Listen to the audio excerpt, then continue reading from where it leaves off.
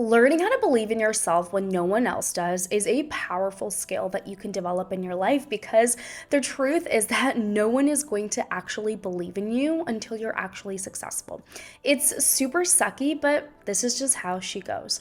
Having a lack of belief from the people around you is also what holds a lot of us back from taking risks and building the life of our dreams, which if you ask me, is honestly really sad because what we're doing is that we're ultimately placing our success into the hands of other people. I also know how hard this can be to do, like just believing in yourself, because we have so many subconscious limits that prevent us from actually and truly believing in ourselves and our abilities.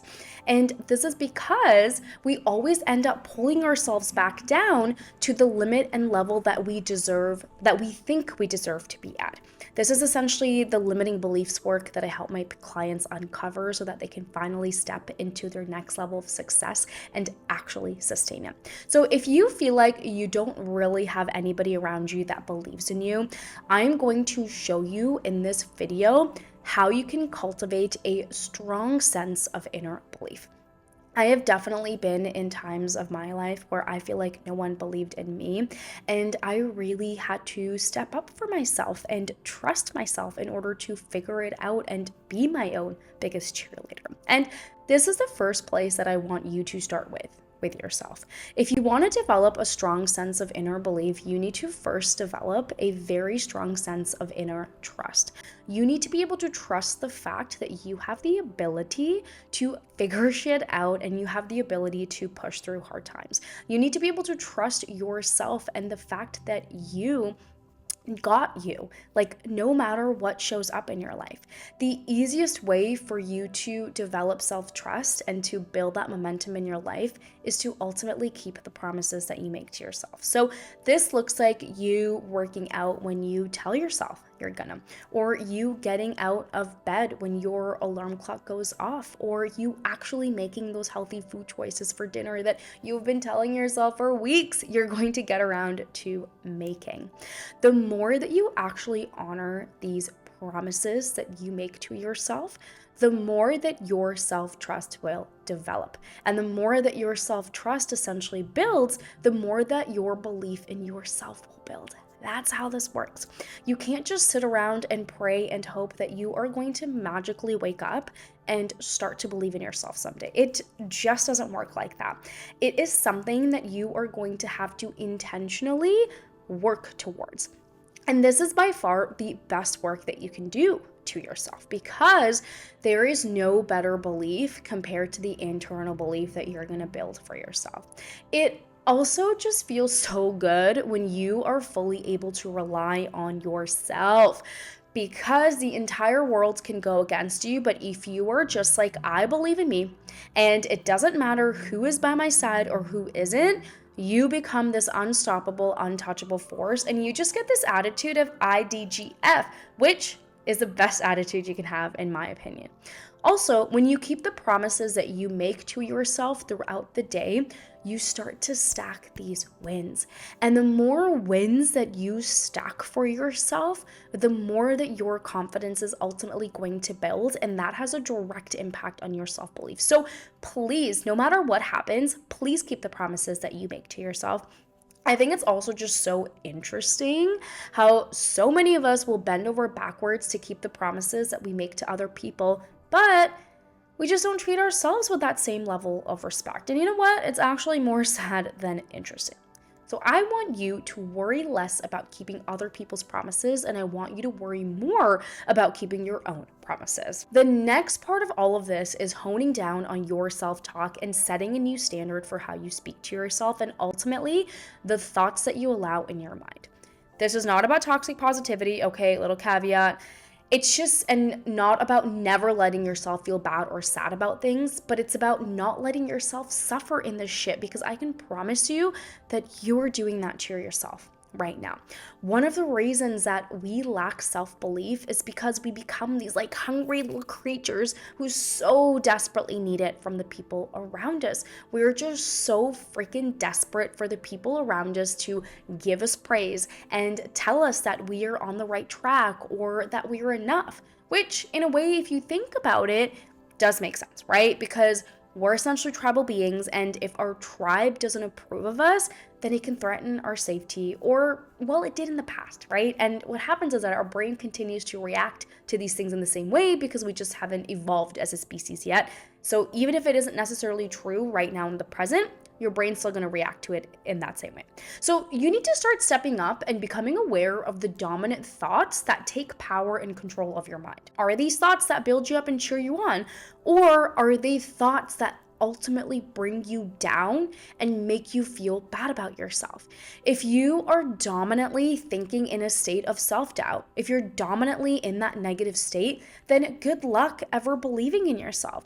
You need to start becoming for yourself what you look for in other people. So if you turn to other people for that validation and praise, start giving it to yourself.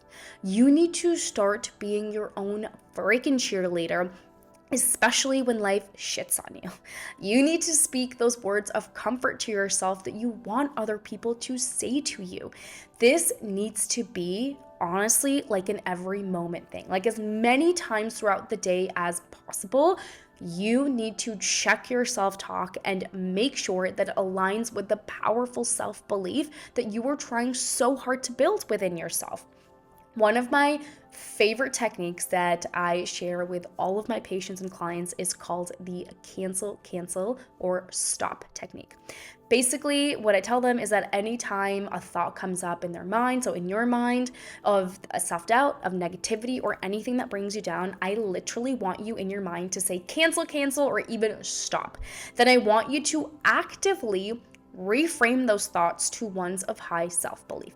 You literally do this 100 times a day if you need to, because this is how you're going to rewire your brain. It has to be that conscious everyday practice over and over and over again until this way of speaking to yourself gets imprinted on your brain as your new self-talk. And this is the exact same process that I use in my mind to switch my thoughts and constantly align myself with a sense of high self-belief within myself. Also, fun fact, if you didn't know this, your brain is always going to think negative thoughts first. And that's because negative thinking is protective for your mind. So this means that you will have to actively work on switching your thoughts over and over and over and over again. But the good thing is that it does get way easier over time with practice. So ultimately, I want you to get serious about your internal self-talk, and I want you to stop letting yourself sit and suffer in thoughts that destroy your internal self-belief. The more that you can speak to yourself in a positive, empowering way, the less you will need the people around you to believe in you because you believe in you. The last thing that I want to add in here is to just not hold yourself back from how much you hype yourself up in your mind. You can literally hype yourself up to like the nth degree, okay? Like literally whatever limit you want to take, okay? You talk to yourself like you're in Cloud 59. Like if you want to tell yourself you look hotter than Kim K and that hypes you up, don't hold yourself back. Tell yourself that every single day, okay? You can be as conceited and as cocky as you want to be internally. Obviously, externally, let's try to be kind and respectful to the people around us.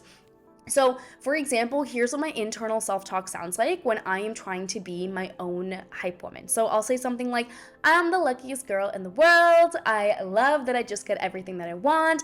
Everything is always working out for me, and it's so great. I have so many people in my life who love me and care about me. I love that I am just such a great problem solver and that I can figure anything in my life out. So I literally actively try to engage in this type of self-talk as much as possible. Like, can you see that if you talk to yourself this way, you would literally never need anyone to believe in you ever again?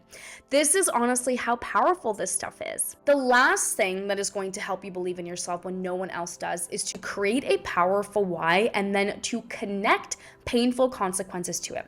So your why is going to be your continuous reminder of the reason that you're choosing to push forward, especially when no one else around you believes in you. If your why is powerful enough, it doesn't matter if like God isn't even by your side.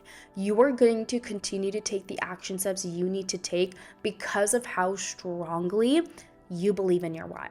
Attaching painful consequences with this why can also be super powerful because we as humans, we don't like pain, and your brain especially doesn't like pain. And when we see something painful attached to not taking action, it can really motivate us to take that action sooner than later. So, for example, if you want to get healthier, your why might be to get fit so that you can feel energized and confident to enjoy your life with your kids. Painful consequences to this why might be feeling too tired to play with your kids. It might be watching your health decline and not being able to do the things that you love. And it might be you feeling regret for not prioritizing your health sooner and it being too late for you. Another example of this might be in career growth, where you want to start your own business so that you can create financial freedom and live life on your own terms. And with this, the painful consequences of that would be staying stuck in a job you hate for years and feeling unfulfilled because of it, or never realizing your potential, or being able to bring your ideas to life, or watching others succeed while you just hold yourself back, which I honestly think is the absolute worst, and that's what motivates me to get out of bed. Another example would be with relationships. So maybe your why could be improving your communication skills to build more deeper, more meaningful relationship connections. And the painful consequences that are going to be attached to that could be strained or broken relationships, because that don't sound fun. And that could be because of misunderstandings. It could be feeling isolated or unsupported in difficult times, or it could be regretting not fostering meaningful connections when you actually have the chance. I honestly love to turn to my why on days where I feel unmotivated or where I'm just lacking self-belief. Instead of turning to someone else to tell me what I'm capable of, I turn to my why. And it's not necessarily that my why is instilling this self-belief in me, but more so, my why is motivating me to move forward even on the days where I don't believe in myself. And this is why, it's so powerful. When your why is strong enough, it doesn't matter how much you do or don't believe in yourself. You're kind of just like, I gotta do this and I gotta find a way to do it. So attaching a why, I also find, to other people always helps. I've always attached my why to helping other people maximize their potential and optimize their brain health. Or I've attached my why to be wanting to be successful to support my family. And that just adds a much greater sense of urgency to getting things done and ultimately moving forward. Okay, so I lied. That wasn't the last thing that I wanted to share. This is actually the last thing that I wanted to share. So the absolute last thing I wanted to share is that don't expect any of this to feel good initially. Expect yourself to feel sad, expect yourself to feel lonely, and expect yourself to feel angry and to feel like you have no one around you that actually believes in you the way that you want them to. You will go through this roller coaster of emotions, and that's okay. When you expect yourself to have all these feelings, they don't catch you by surprise as much, and you're essentially able to just more easily shrug them off. I promise you. It will get easier over time, and you will start to feel better and better, especially as your belief in yourself strengthens and develops. This is the most important thing that I want you to remember about all of this. Also, know that having these feelings doesn't mean that you shouldn't develop a strong internal self-belief. This is by far one of the most important skills that you can learn to develop in your life. When you start to believe in yourself, even when no one else does, you literally become an unstoppable, untouchable force. All the people that you currently look up to in your life, they believed in themselves when no one else did. They were their own first cheerleader. They were their own first everything. And it wasn't until they gained traction and some level of success that other people then started to cheer themselves on and started to truly root for them. So develop the skill. Root for yourself and never stop. And if you're ready to crush your limiting beliefs and really step into that next level of success, I encourage you book a complimentary 30-minute breakthrough session with me so that we can develop your plan. All it takes is literally 30 days for you to completely change your life.